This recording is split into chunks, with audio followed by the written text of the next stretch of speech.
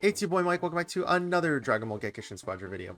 I wanted to talk about every single one of the top units in every role and why they are like that.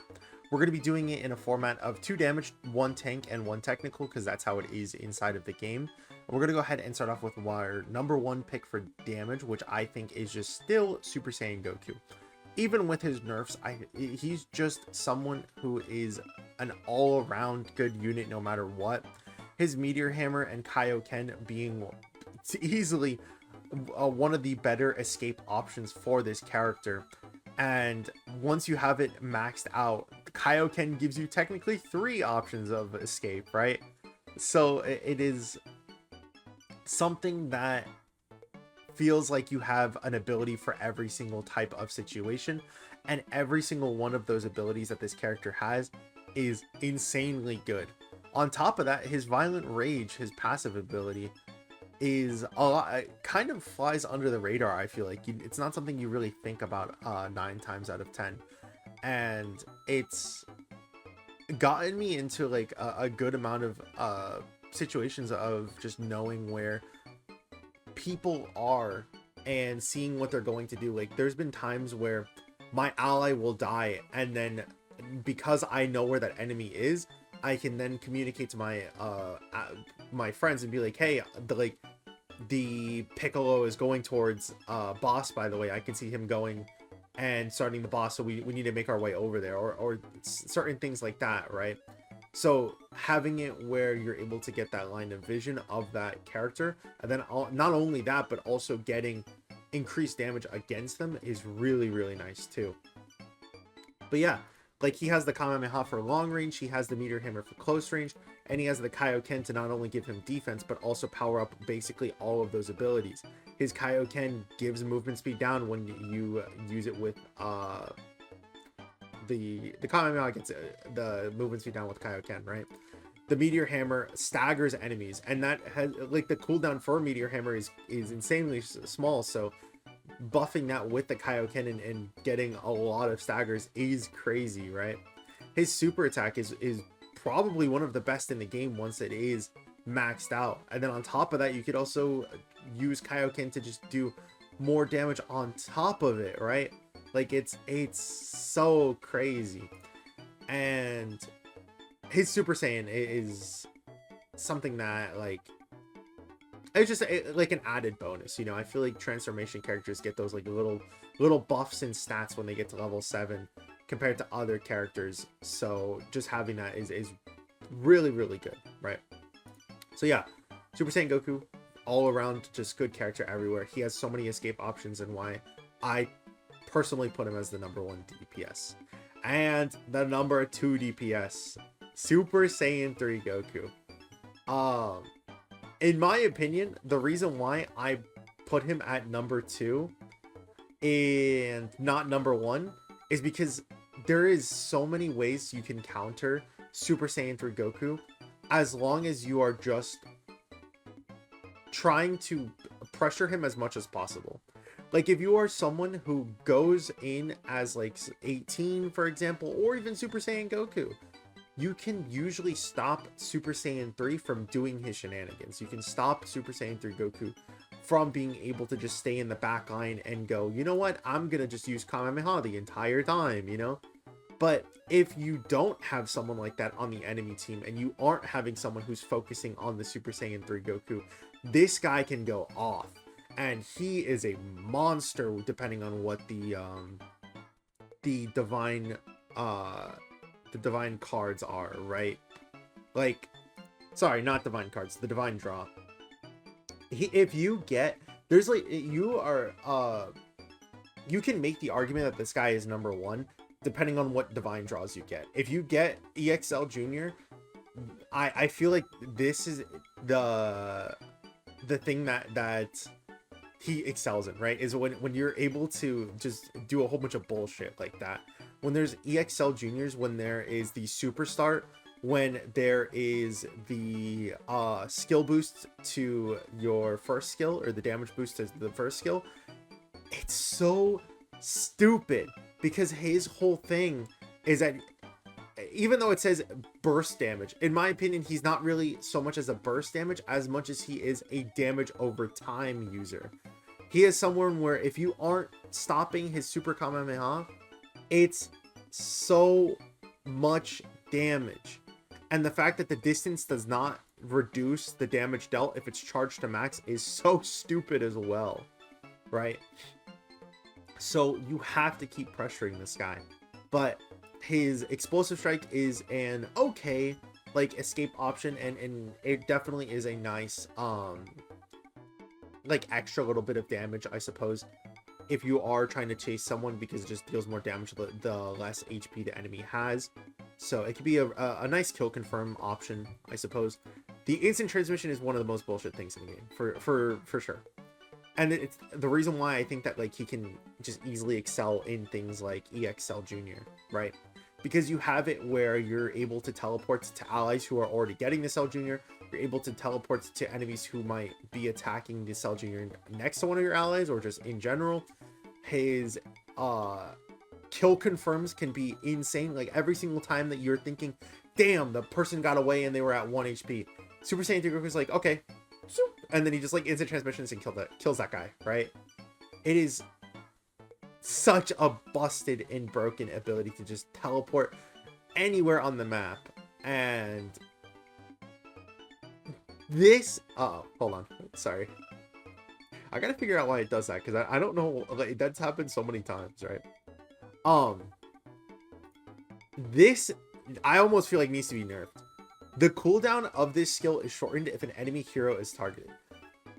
Meanwhile, I feel like most of the time you're going to be teleporting to enemies regardless, so you get an extra incentive for teleporting to enemies who are running away, so you can not immediately, but you have a shorter cooldown to teleport back to your ally who might be fighting that lane alone now. Like, it's so stupid, man. His rush attack also has a powered up attack too that can, like, it's just like a little bit of extra stuff that his kit has, right? If I don't do it, who will? Can definitely be nice for sure. I don't see too much usage out of it, but it's not to say that it's not, it's just like an extra added bonus, right? Like, I would say that it activates a little bit more than Super Saiyan Goku's, but the actual numbers on it, I'm not too sure of. So it is what it is, right? And the amount of people I see slandering this move is so stupid, man. It is a instant damaging thing that can hit multiple people, right? And if you have a whole bunch of people inside of like a single line, they all just die. Everyone's just dead from Dragon Fist. It also can pressure people off of point. It's similar to the Spirit Bomb in a sense, but instead of having it where the AoE is pretty large, I would say that the distance is what sets it apart from something like the Spirit Bomb, right? The one downside, and the other reason why I would personally say that Super Saiyan Goku is just slightly better, is because of the fact that you cannot get this ultimate until level 7, and there are times where you want to use Dragon Fist even if it's level 1 against a boss, and you have to be farming out of your mind to be able to get the transformation and be able to do the super attack, or unlock the super attack, because you don't get it at level 5, you only get it at level 7, right? But that is basically it, right? Like, I still think Super Saiyan Goku is number 1, but damn, is Super Saiyan 3 Goku really, really close. And the divine draws are also another thing of why Goku can be pretty crazy, right? Like, he just also gets more bullshit once that happens. Next, we'll go ahead and go into tank, which I think it's Khalifa. Even though, in my opinion, her ult is the worst thing about her, and ult are kind of like game changer mechanics in a sense, she's just too bullshit when it comes to the provoked. Having it where you're not only dealing a lot less damage to the person who has provoked on you, right? Or are getting less damage with the person who has provoked on you. Like, it genuinely makes like a 300 damage thing go down to like 50 or 60 damage. It's so stupid how much damage the damage reduction is, right? On top of that, she's a tank, so she's already gonna be getting less damage on top of that. And every single one of her abilities basically not every single one of her abilities. A lot of her abilities give provoke or just give you time to get that provoke off, right? Her kicks not only apply the provoke, but if you get that inside of the middle, like or the closer kick rather than the farther kick, like what it shows there in the inside of that like little destruction area, the provoke is extended. On top of that, if the enemy is provoked, they get extra damage on the blaze dive. The energy release can give you a little bit of momentum to not only push enemies off of bosses, but give you time until you can get something with the provoke back again. Her super attack, I guess, applies provoke, which is nice, but like the damage on it on the first 2 levels is so just non-existent that it doesn't matter. All it is kind of like an escape option while just doing a little bit of extra damage to enemies while you're running back and walking, because you just don't you gain no movement speed debuff while walking backwards, right? Like you can just walk backwards while just blasting a whole bunch of the crush cannon at the enemies. Excuse me. And you get extra damage reduction once you turn Super Saiyan 2. So the bullshit thing gets even more bullshit. I want to say Cooler is better, but the thing is that Cooler's invincibility only applies when he's using when he's using his skills, but Caulifla just does it anytime that they are provoked, right? Like she makes it where the damage is non-existent while that is happening. So in my opinion, like it on top of that, like I forgot to mention as well, the provoke shuts down so much escape options. Super Saiyan Goku cannot use Meteor Hammer to get anymore, right? Instant transmission can only be used on Caulifla if they're provoked. So you can force an enemy to not be able to escape with Super Saiyan 3 Goku. They also can't do their Dragon Strike, like their second skill anymore. Everything just sucks against this Caulifla in terms of trying to escape, right? It's also another reason why I think that Super Saiyan Goku is better, because at least you have Kaioken to escape, not instant transmission, or not Super Saiyan 3 Goku has nothing. But that, and then on top of that, just having it where enemies can only basically attack you while provoked, if you're smart enough, right? So all of that combined makes this just so stupid. She can stop people from going after bosses. She can stop people from going after your allies. She has it where the damage is reduced by such a large amount while also being one of the tankier options inside of the game. It's so fucking stupid. Lastly, we have Kid Gohan. And we'll make this a little bit of a faster one, right? We'll lightning round this. So basically the thing that is great with Gohan is his passive. He has it where he gets not only defense for himself, but his allies also get the extra attack up as long as you're next to them.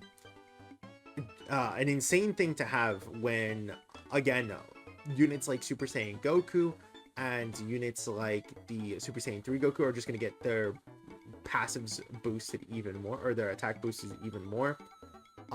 His second skill, staggering when it's hit, but then having it where they just are stunned and get no skills once it's fully charged and they get hit. His Leave This to Me, getting the barrier and stuff, can stop a lot of these attack moves like Super Saiyan 3 Goku's Kamehameha as well. His skill 1 can push enemies back too, and just give you that extra breathing room that you might need. Like, a lot of this stuff is just any type situations, right? Like, again, it's just kind of like Super Saiyan Goku, where no matter what the situation is, Gohan will have a move to do that, right? If you need to do a little bit of extra damage, you got the Masenko. If you need to help your unit, your ally out, you have his second skill. If you need to give some defense, you have the third skill. His ult also giving the hit and making it where people cannot move out of it is so stupid, because you compare that with your second skill, right? So the enemy could just be staggered for so long. It could also be hit. It could hit multiple enemies on top of that. And when you're using people like Super Saiyan 3 Goku, like Super Saiyan 1 Goku, the enemy could just do nothing. Like, they're just permanently stuck in a staggered phase.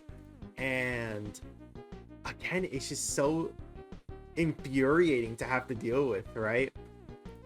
And like, again, he's kind of like the Super Saiyan Goku of roles, where there's no bad part of him, right? He just does everything so well. But we'll go ahead and stop here. Let me know what you guys think down in the comments below. Thank you all for watching. Hope you guys have a great week. I'll see you guys in the next one. Peace.